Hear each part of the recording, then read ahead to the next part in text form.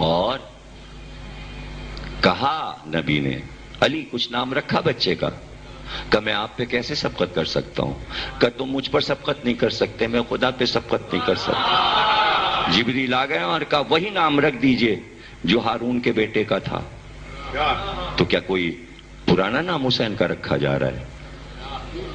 نہیں، ہارون کے بیٹے کا جو نام تھا چھوٹے بیٹے کا وہ رکھ دیجئے، جیسے بڑے بیٹے کا نام ہارون کا، یعنی ہارون کے بڑے بیٹے کا نام شبر تھا تو بڑے بیٹے کا نام شبر، چھوٹے بیٹے کا نام شبیر تھا تو چھوٹے کا شبیر۔ تو ذرا قدرت کا معجزہ، نام ہارون کے بیٹوں کے رکھو لیکن ترجمہ رکھو، شبر کا ترجمہ حسن ہے، شبیر کا ترجمہ حسین ہے، اس کا نام حسن، اس کا نام حسین۔ لیکن پھر یہ کیوں کہا کہ جو ہارون کے بیٹوں کا نام تھا؟ اس لیے کہ حدیث کو کامل کرنا تھا۔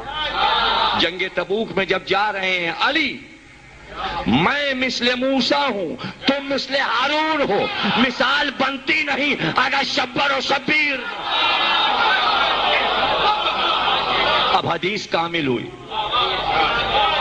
اب حدیث کامل ہوئی، یہ حسن ہے یہ حسین ہے، حسین نام رکھ دیجئے۔ اور پھر امام زمانہ نے فرمایا زیارت میں، اے حسن اور حسین تمہارے نام کتنے شیریں ہیں، کیا ہے اس جملے کی قیمت؟ لاکھوں قصیدے اس پر قربان جملے پر کہ حسن اور حسین تمہارے نام اتنے شیریں ہیں کہ ادھر زبان پہ نام آتا ہے دل میں محبت آتی ہے۔ کائنات میں ہے کوئی ایسا نام کہ زبان پر آئے تو دل میں محبت آ جائے؟ یہ معجزہ قدرت نے اس نام کو عطا کیا۔ لیکن ادھر حسین کہا اور دل میں محبت آئی، مگر ادھر زینب کہا اور آنکھ سے آنسو گرنے لگے۔